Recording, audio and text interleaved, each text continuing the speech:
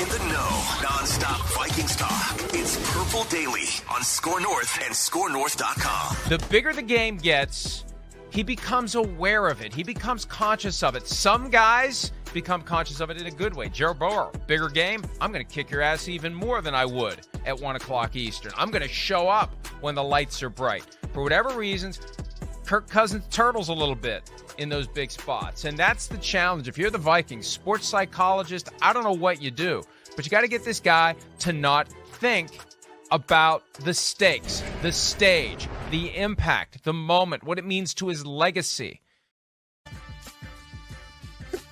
Negative Florio. Always finding ways to crap on Kirk, crap on the Vikings. That's sort of interesting, and I see what he's saying, but, you know, in the regular season at least, Kirk is coming off tying a record or setting a record with tied. 8 fourth quarter. Okay, tied. So, yes, I agree. The Giants game was disturbing at the end, but that regular season was probably more than I ever could have hoped for given Kirk's career arc until that point. So I'll defend Kirk a little bit there. Didn't they have a couple? Let me pull this up here. They beat the Patriots in prime time, right? They weren't a total train wreck in prime time. And you could argue that Giants playoff game, which is a standalone, I don't know, it wasn't prime time, but it's a standalone big game, that for 97.5% of the game or whatever, he was really, really good. In fact, maybe carrying the Vikings. But then, of course, you can't dismiss the 4th and 8 check down. And the primetime, the Eagles loss was pretty brutal. That was a Monday Night Football game. And then both of the Romo games were just terrible. The Cowboys game, that was a train wreck. The Romo game. I just call it the Romo game. What's wrong with Kirk? Oh, the Packers. So if we're doing standalone games, late afternoon or prime time, you know, can we count the London game? He played pretty well in that London. They beat the Saints across the pond.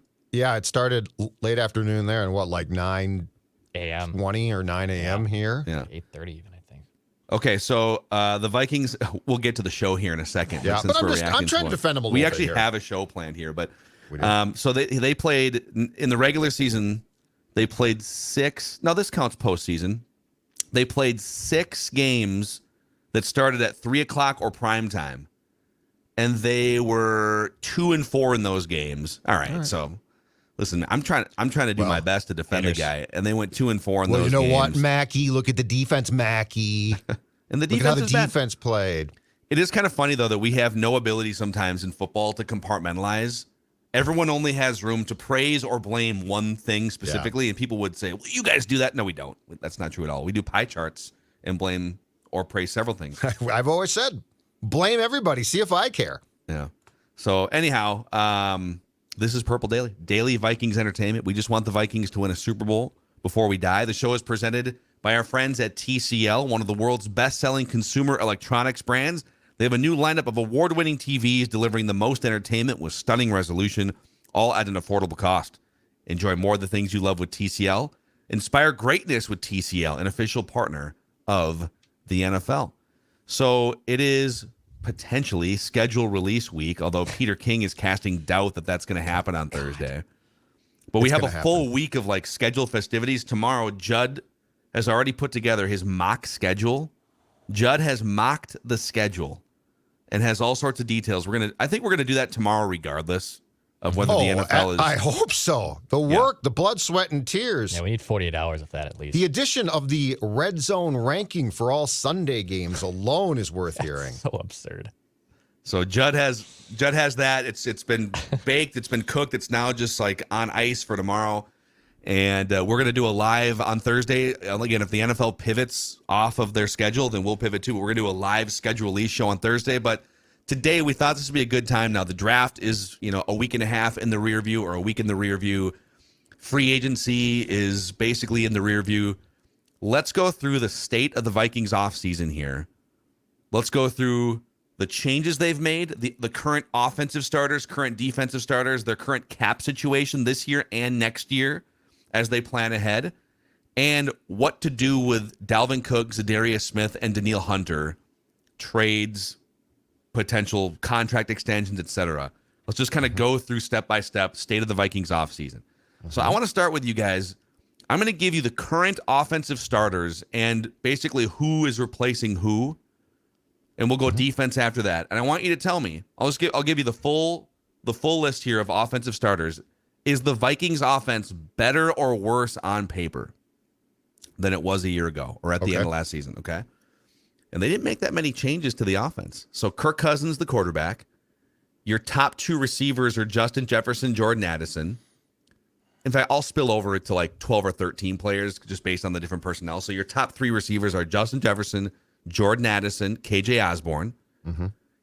I'm going to say your current running back situation does not involve Dalvin Cook. I'm going to say Alex Madison is the starting running back with Ty Chandler and Dwayne McBride as your young backups. Your tight end for a full season now is TJ Hawkinson, and then his run blocking 6'5", 250-pound backup is Josh Oliver. What time might be done? And then your starting offensive line right now is the same as it was. Christian Darrisaw, Ezra Cleveland, Garrett Bradbury, Ed Ingram, and Brian O'Neill. Is that collection better or worse than where we left it? I think it's slightly improved. If Jordan Addison can have the impact as the number 2 receiver that I think they're banking on, it's improved. Now, is it improved by leaps and bounds? No, but it doesn't need to be. It needs to be.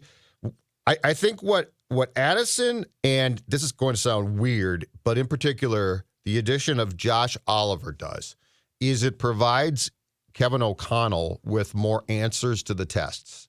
And if he has more answers to the football tests, that improves Kirk Cousins' play.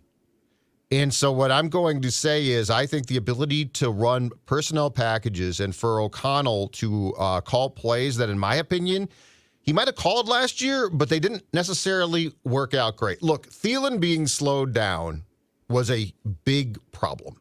It was a big problem because ultimately the cheat code in the test is Justin Jefferson. And anything that doesn't make him absolutely as impactful as possible the second the ball is snapped is a problem. Addison's abilities should do what Thielen couldn't do. And so I'm going to say it's improved. I'm also going to say that my expectation, and I think it's fair, entering 2023, Dex, is that this is a top 5 scoring offense. Yeah.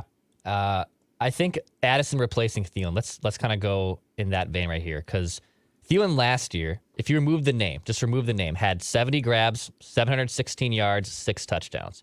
If you were to say that's what Jordan Addison should do next season, let's just say that's even what he finishes with next season, 70 grabs, 700 yards, and 6 touchdowns.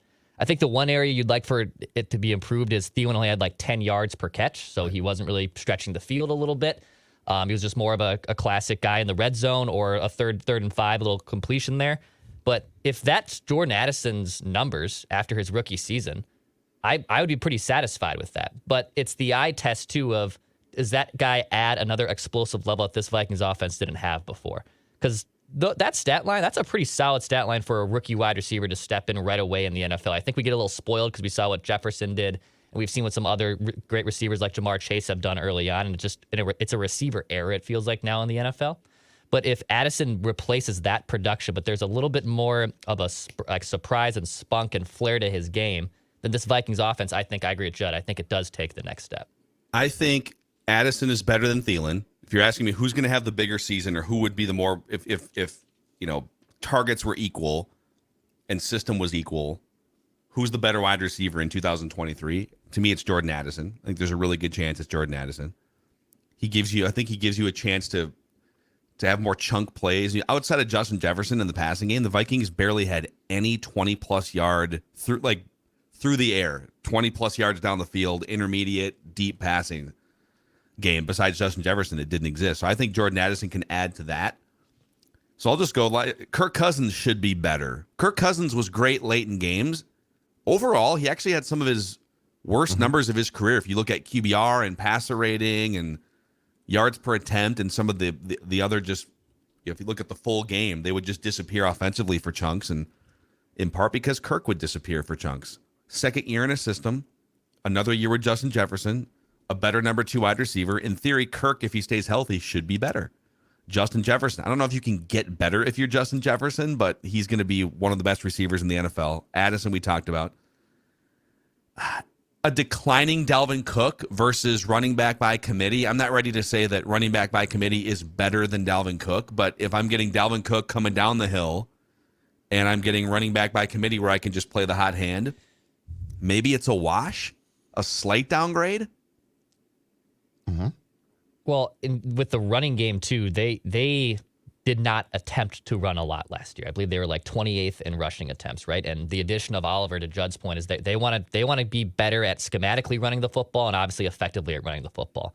So if their yards per carry, which it was pretty low last year, if that is better with Alex Madison, with the running back by committee, and maybe the attempts go from 28th to, let's say, 16th, where it's a little bit more balanced attack, well, then it's fine, right? I mean, then your running game has changed from just bell cow Dalvin Cook and maybe a couple carries for Madison in a series to now it's a committee example, and it's more attempts and it's more schemes that are working for you. I think it can be better than that last year. I don't think it can be any worse, to be honest. I think O'Connell needs to do, and he definitely knows this, a far better job on first and second down of making third down manageable as hell. Because the problem is what? If you attempt to pass on first down, incomplete, okay. Now it's second down, and let's say you run, because they did at times, and now it's 3rd and 7, 3rd and 8, or something like that. I think what he needs to do, and I think what the different personnel packages are going to allow the Vikings to do, is put themselves in 3rd and 3. Because now, guess what? Odds are good. It can be a first down. The other Jefferson, so here's the intriguing part of the conversation to me on what Addison is going to bring. And dare I say, I care, but not a ton about his statistics. I care because what his value is going to be is having to pay attention to him. So, like, if you hit a few big plays in week 1 and week 2, right? Now it's like, okay, that's on film. We have to account for that. And if we have to account for that, that's going to suck attention away from Jefferson. So I'm not actually focused on, and I don't want them to be disappointing and bad, but I think Addison's statistics are going to be overblown. I think it's what happens on the occasions that they go to him to put the fear of the Lord in the defense. Because now you can't just say, we are triple teaming 18. Because if you do, you're going to get got by this kid. Wow. So I think that's the most important thing, is the perception of the threat that Addison provides, not necessarily the actual production itself. Because ideally, guess what? Jefferson becomes more effective, and he can get the ball all day long if he's in a position to. If you had Judd saying that someone's going to get got on your Purple Daily bingo card, then mark your square. Getting got. National Football League, man. It's a tough league. So Josh Oliver essentially replaces Irv Smith on the roster, and you get a full season of TJ Hawkinson. So the tight end spot to me is like Irv Smith. It was always just a theory of what he could be.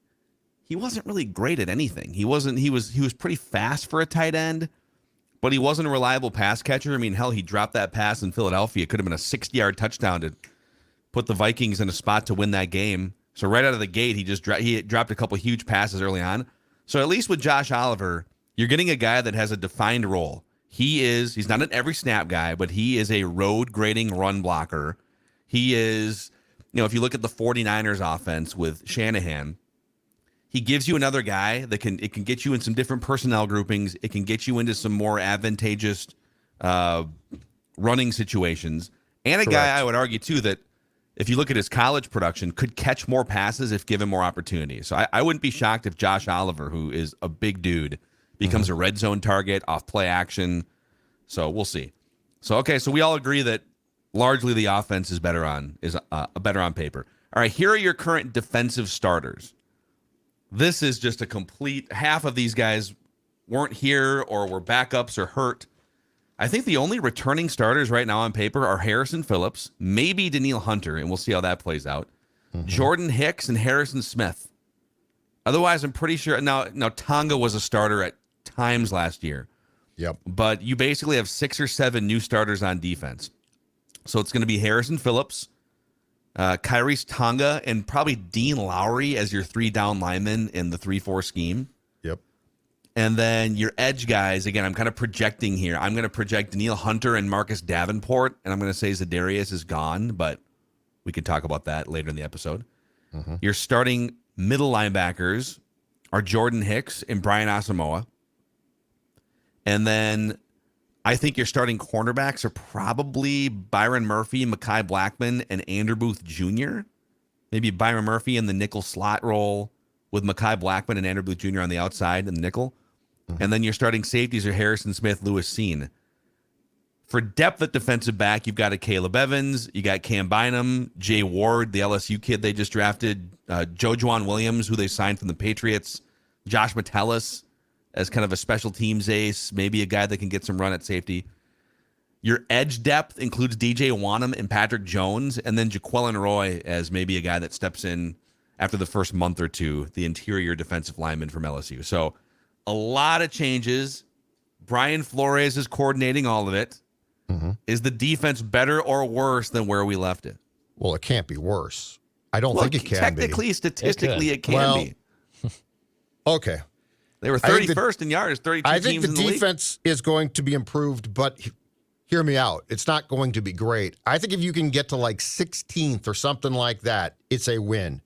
I do think, though, that a combination of going younger, getting faster, and replacing Ed Donatel with a guy who's going to come in and coordinate a defense that probably makes a hell of a lot more sense. And schematically, they're both going to be or were 3-4 base defenses, but I think that's it. I think everything else is going to change, and the bill of goods that KOC got sold by Donatel is gone now, which is good. I also think that there is room for adjustments as well. For instance, I could see Jordan Hicks at some point being a situational guy or just not playing. Like I think that there are more creative ways, I think, to get speed. And ultimately, look, if you have Harrison Smith on the back end, basically as a pseudo coach, okay? I don't think I need a ton of veterans. I don't think it's like, well, if I don't have 3 veterans or 4 guys, and this to me is going to be all about speed, especially on the second and third levels, damn it. And so Jordan Hicks could be out at some point in time. I think that there's enough competition now at cornerback for that to sort itself out. The addition of Murphy, I think, is still key. So I could see this thing being mid-pack. The only question I have is Danielle Hunter, because he's still a damn good player. And I got to think that if he comes back, Flores is going to use him in a far more appropriate role than Ed did.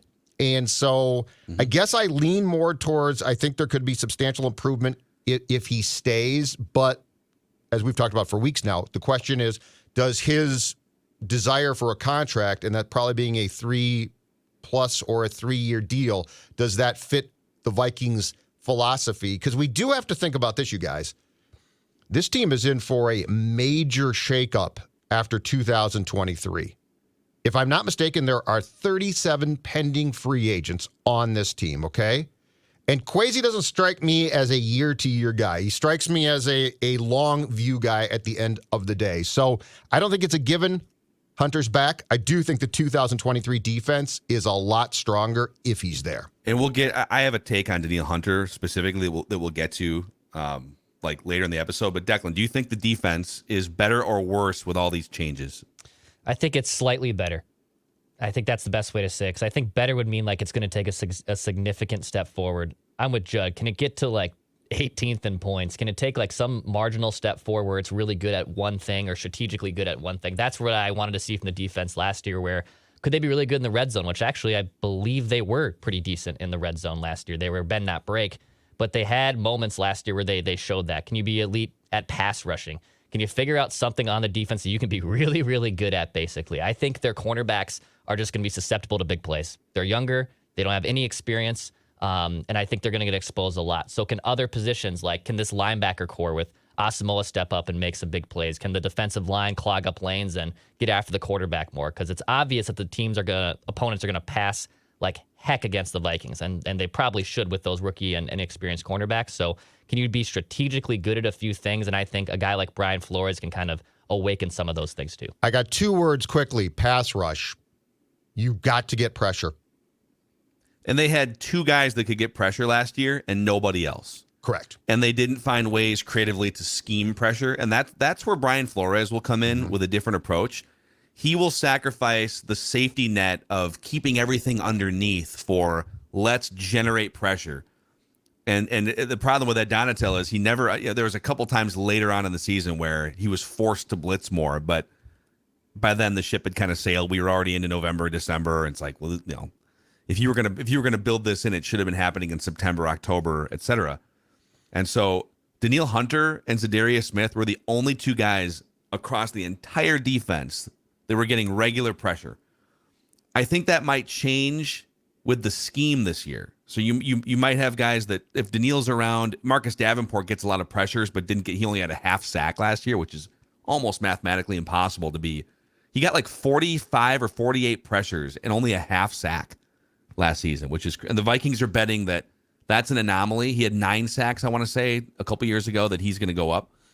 I think it's a better defense. I think there's a lot more upside here. I love that they poured resources via free agency money and draft capital into premium positions, cornerback and edge.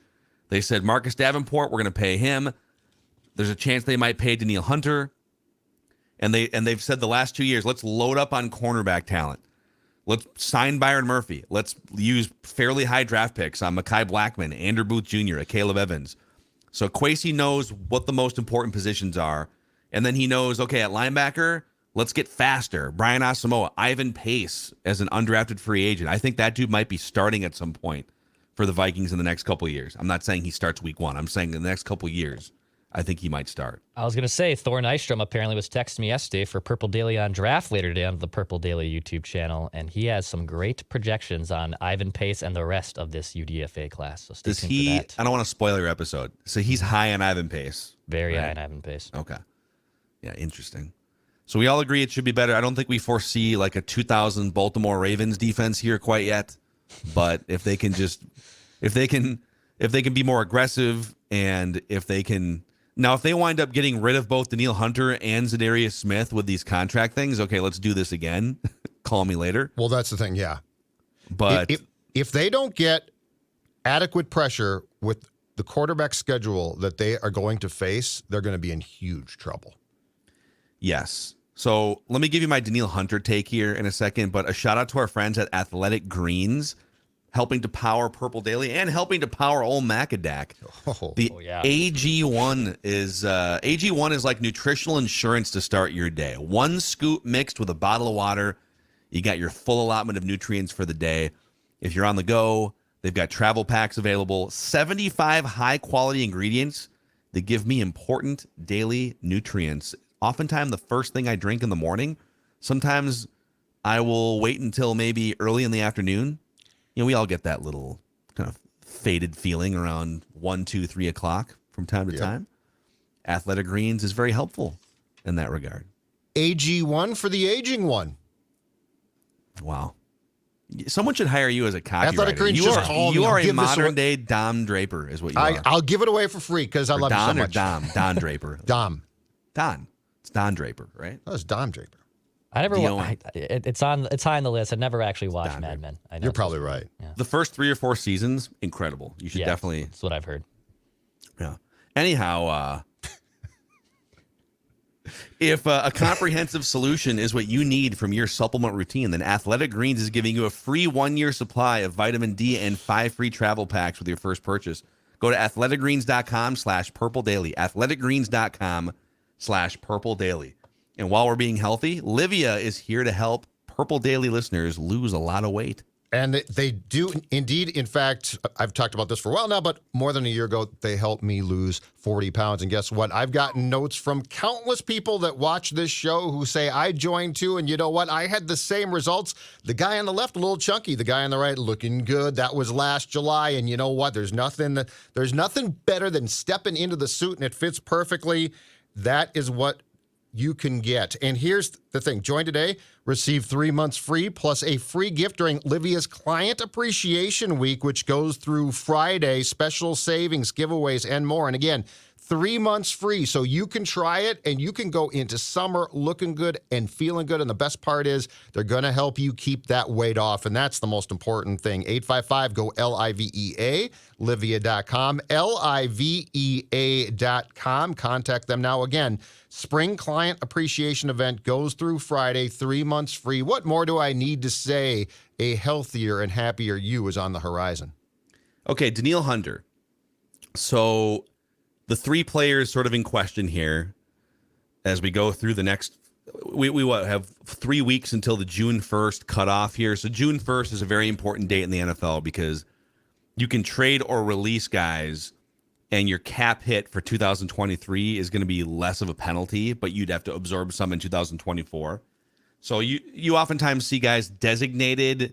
You can designate up to 2 players for post-June 1st releases. You'll see that in March, which you did with a few guys. There's been a lot of rumblings that Dalvin Cook could be headed to Miami or some AFC team after June 1st for maybe like a 5th-round pick. So there's going to be some things that happen here. The more I process what the Vikings are doing as they straddle the line of competitive rebuild, they're retooling their roster, creating flexibility, going to get off the Kirk Cousins contract train for now, right? But they're also trying to do all these things while winning a bunch of games in 2023. They are set up to win games. They have the best team in this division, while the Lions are technically, Vegas favorites to win the division. But I think any Vikings fan would tell you the Lions are the Lions until they prove that they're not. So the Vikings are in the mix to win like 9 or 10 games again maybe this year with a tougher schedule. So I think it's becoming clear, and maybe I'm wrong on this, that Dalvin Cook is gone as part of the get flexible rebuild thing. Za'Darius Smith is 31 years old. He already tweeted his goodbye like 2 months ago. There's no reason to give him more money at age 31 when he just signed Marcus Davenport. So my guess is he's on the way out. Maybe it's a post-June 1st for him for like a 4th or 5th round pick. Some team could absolutely use a guy that led the NFL in pressures through the first 9 weeks.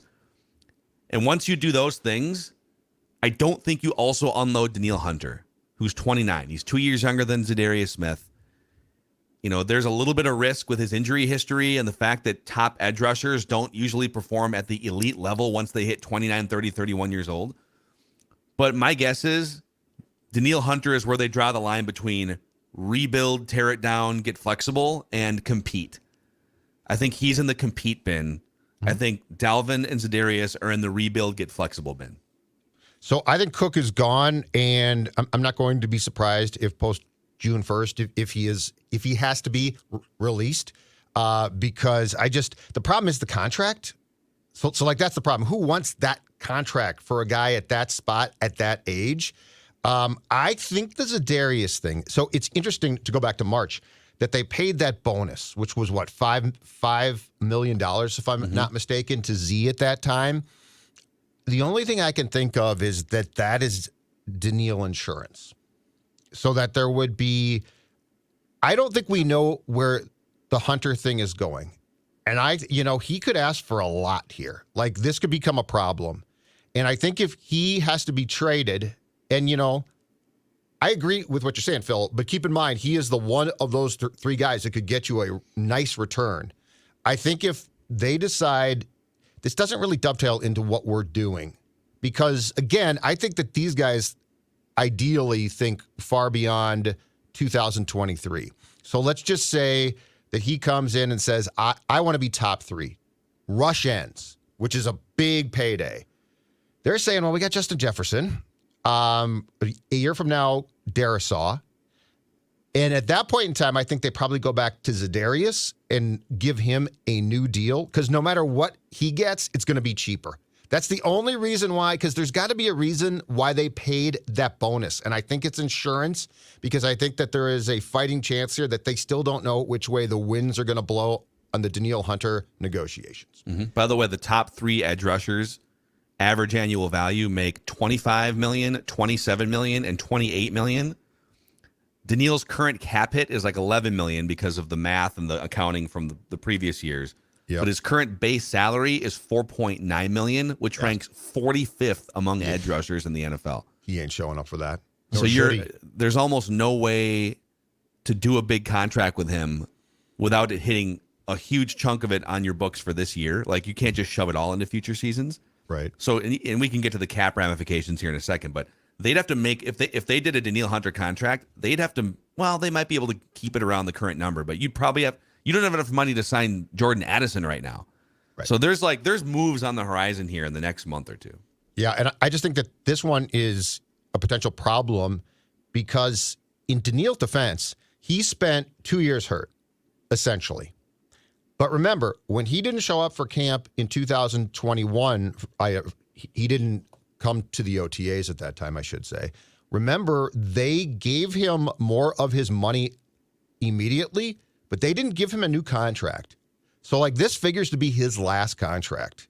So it's his last shot at a big one. Yes. Exactly. So if he doesn't break the bank here, he is going to have what really amounts to a Pro Bowl career without ever having truly gotten paid. And so the question becomes, what does he want? And I think the Vikings are past the point of just paying guys.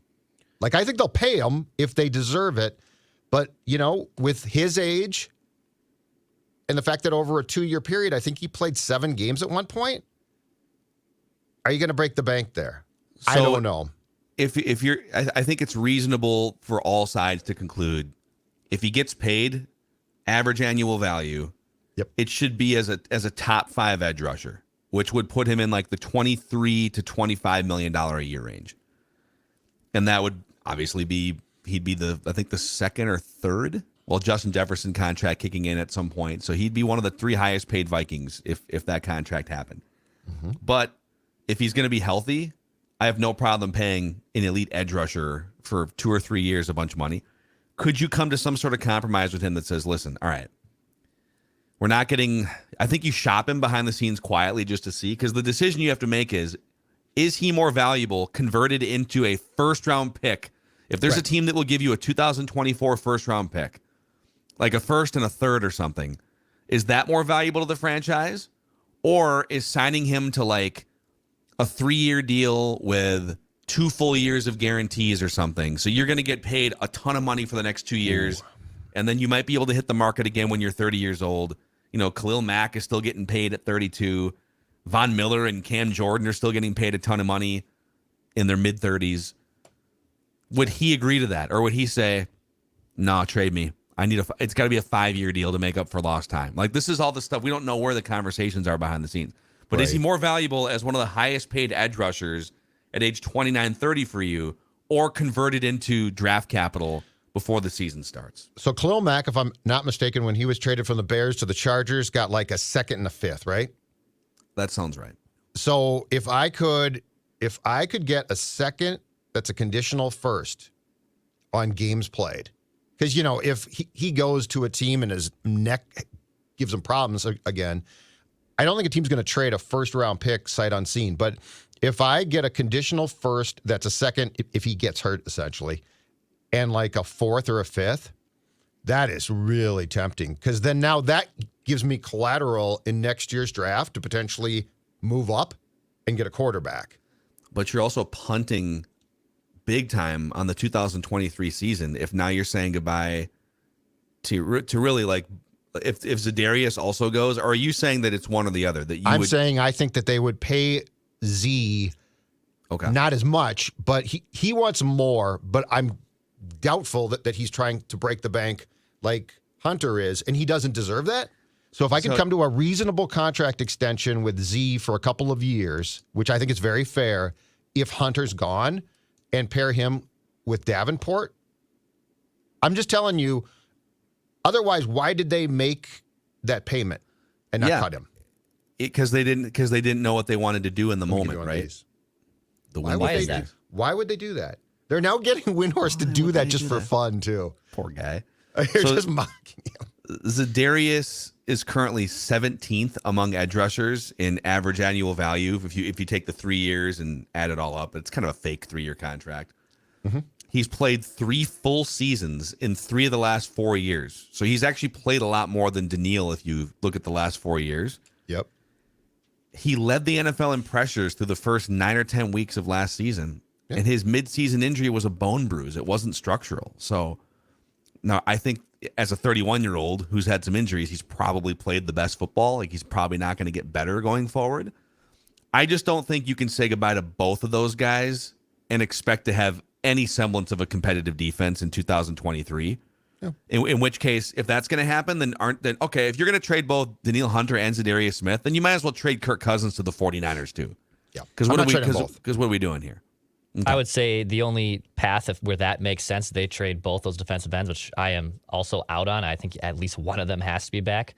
If both those guys are gone, I'm not saying it's all for the one trade, but I think you'd have to get some type of player back. Like, they made the trade for Yannick Ngakoue. I know that didn't work out. They'd have to get some other pass rusher back in a trade.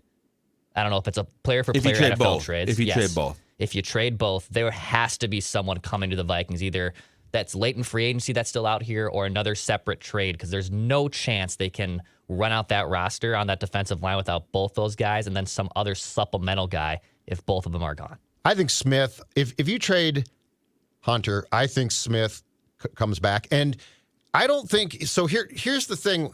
Smith, it's a purely financial move. It's not like you're going to trade him and get much.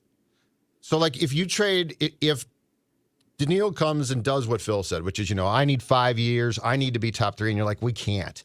I think you call Z in and say, okay, dude, here is a 2-year lucrative, incentive-laden probably contract. So I don't think that the Za'Darius conundrum is that bad. Mm-hmm. I just think that they are going to wait and see here. And this all comes back to the fact that it's very interesting that we have heard almost nothing on Hunter aside from the fact he's not there right now. Mm-hmm. Like, ordinarily, the agent was talking in years past, and we would hear he's not going to play for this or that. It's been kept very quiet, which I find to probably be a good thing from the Vikings and Hunter's perspective. But I don't think the Smith thing is he's gone for sure, too. I think he's being kept around because there is a scenario where they would pay him. You just wouldn't have to pay him nearly as much. Yes. Now, if you broaden this out even further, there's some interesting cap ramifications with all these moves, too, which we can get to in a second here. But what the Vikings are doing, they're essentially cleaning up their lake area, their cap situation, just like Aquaside can do for you as these summer months approach. I was told from the family that the dock is in the water at Shell Lake. All right, wow. They put the waders on. They got in. They got that dock in. The dock is in the water. I mean, Jim got the waders on and got the entire dock in. I did not help. But when he stepped in that lake, he realized, oh, this is great. My lake is nice and clean, and it's an Aquaside lake, right? It's a clean lake because they use the Aquaside pellets there to help remove that nasty lake weed and algae. And as you're getting the dock into, we got 70s all weekend, so we're getting closer and closer Memorial Weekend. So whether you're putting off to then or you want to get that dock in early and you see that nasty lake weed and algae, call our friends at Aquaside. Go to their website, too. It's aquaside.com. They're located here in the Twin Cities in White Bear Lake, but you can buy these products on their website, too. Go to aquaside.com.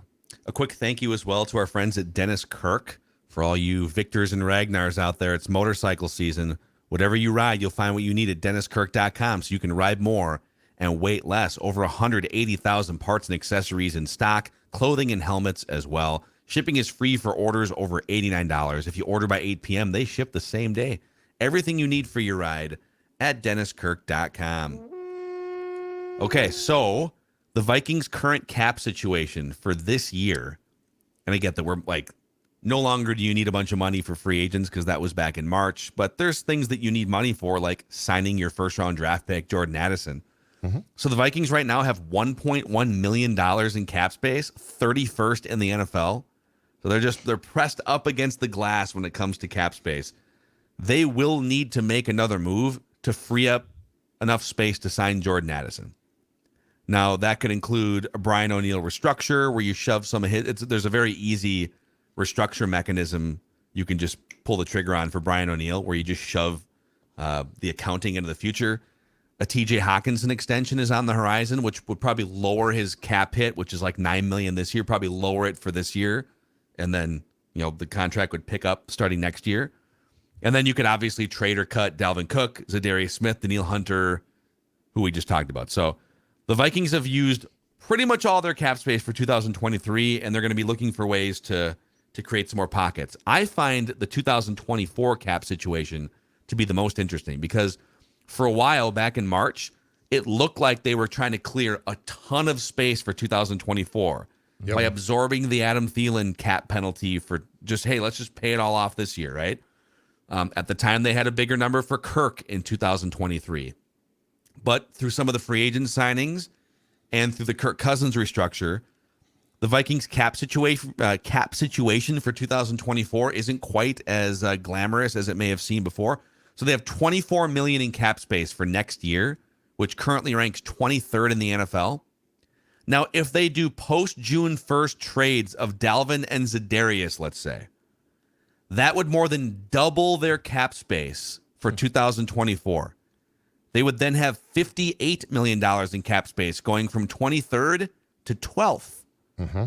But is there a Danielle extension? Hawkinson extension?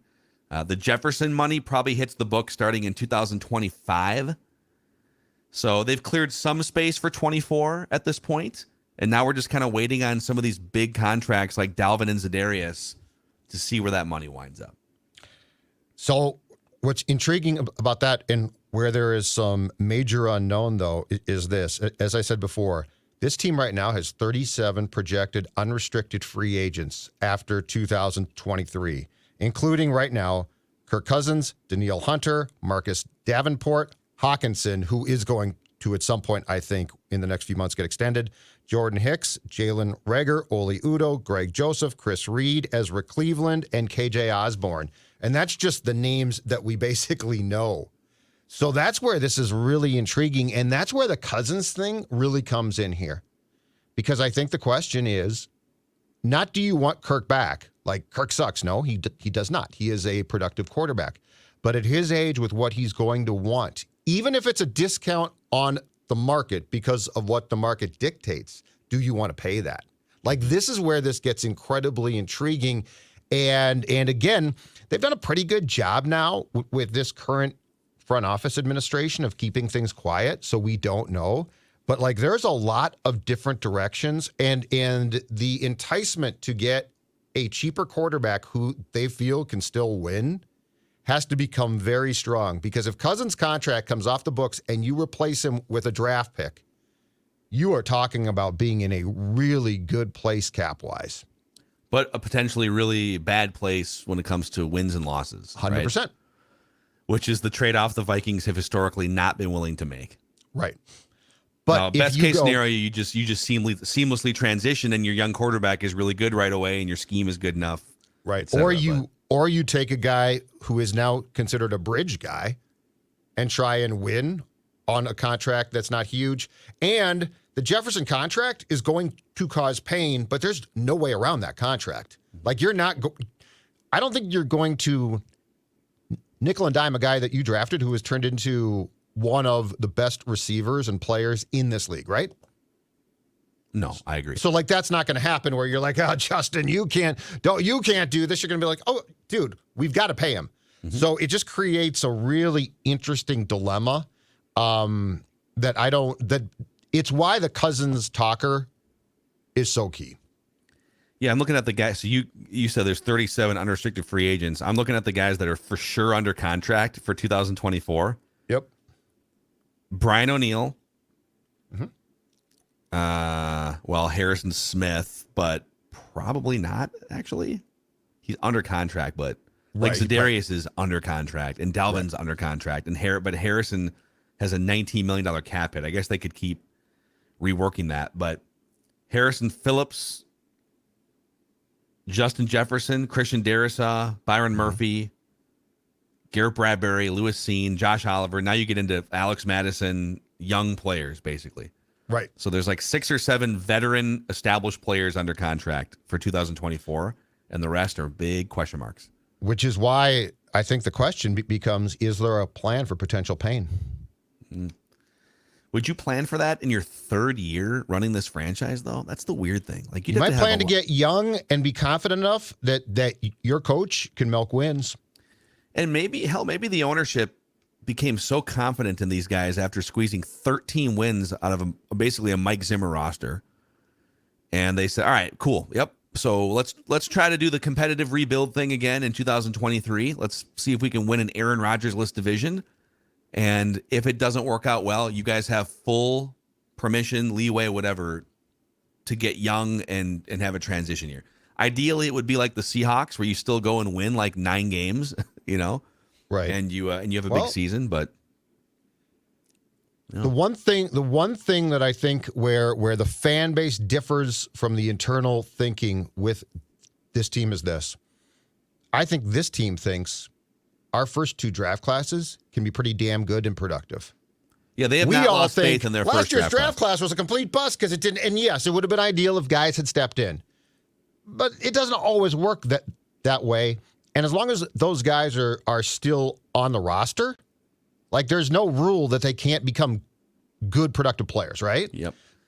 I think the fan base thinks, well, that draft class sucked. I think they think, hold on a second here, and if the 2 draft classes can start to pop in 2024, that at least keeps you competitive, probably. Yep. That is a big, there's a lot of people that have just written off the entire draft class, and I don't think this show is quite there yet. So there it is. There's your state of the Vikings offseason here. Good stuff. Going through. Let us know in the YouTube comment section, do you think the offense and defense on paper are better than where we left it toward the end of last year? And what would you do with Za'Darius Smith, Danielle Hunter, and Dalvin Cook? We'll see if there's resolutions on those here in the coming weeks. But tomorrow, gear up for Judd's mock schedule. All 17 games. All the primetime games. Yep. 4 versions, I believe, have been gone through in the past 2 days. Wow, dude. And I think I perfected the pie. Like I've been sprinkling ingredients, and I was like, that's not perfect yet. So I've been changing it up. Maybe this is why the NFL might delay their schedule release. They wanted to see what Judd had for the Vikings schedule. And then we can build out the rest of the league once we know Judd's Vikings mock draft. And again, the Sunday schedule, the Sunday games, and there are plenty of primetime games, but the Sunday games will come with the new red zone ranking. How popular will it be for Scotty Hansen and company to say, let's go to U.S. Bank Stadium now and see what's going on? Amazing. Can't wait for tomorrow. Daily Vikings entertainment here, even during the dead of the offseason. We've got you covered. We basically have the entire summer planned out, and we're going to unveil some fun theme weeks as we go along here. But, we just want the Vikings to win a Super Bowl before we die. We'll see you tomorrow on Purple Daily.